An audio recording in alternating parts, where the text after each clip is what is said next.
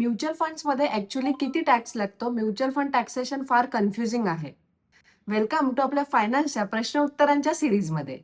असं अजिबात नाहीये, म्युच्युअल फंड टॅक्सेशन कन्फ्युजिंग नाही तर एकदम सोपं आहे. मी तुम्हाला ते सांगते. म्युच्युअल फंडमध्ये 2 प्रकारचे टॅक्स लागतात. एक असतो एस-टी-सी-जी आणि दुसरा असतो एल-टी-सी-जी. एस-टी-सी-जी म्हणजे शॉर्ट टर्म कॅपिटल गेन आणि एल-टी-सी-जी म्हणजे long term capital gain. Short term तुम्हाला कधी लागतो? तुम्ही जेव्हा 12 महिन्यांच्या आत पैसे काढता, म्हणजेच वर्षभराच्या आत तुम्ही पैसे काढता आणि तुमची इन्व्हेस्टमेंट 65% जास्त इक्विटी फंडमध्ये असेल, तर तुम्हाला एस-टी-सी-जी लागतो आणि तो असतो तुमच्या प्रॉफिटवर 20%. तेच तुम्ही जेव्हा वर्षभरानंतर म्हणजे 12 महिन्यांनंतर जर तुम्ही पैसे काढले, तर तुम्हाला लाँग टर्म लागतो आणि लाँग टर्म जो असतो तो 12.5% असतो. पण याच्यामध्ये तुमच्या प्रॉफिटमधला 1.25 लाख तुम्हाला एक्झम्प्ट दिलेला आहे.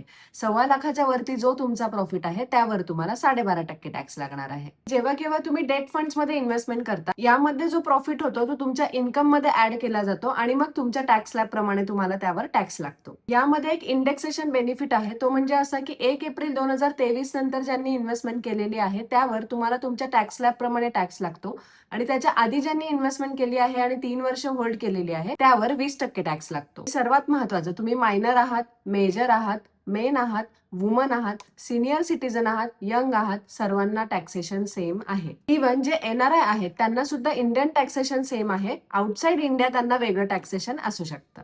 तुम्हाला फायनान्स बद्दल असे काही प्रश्न असतील तर या रीलला कमेंट करून नक्की सांगा. मी लवकरच तुमच्या प्रश्नाचं उत्तर घेऊन येईल.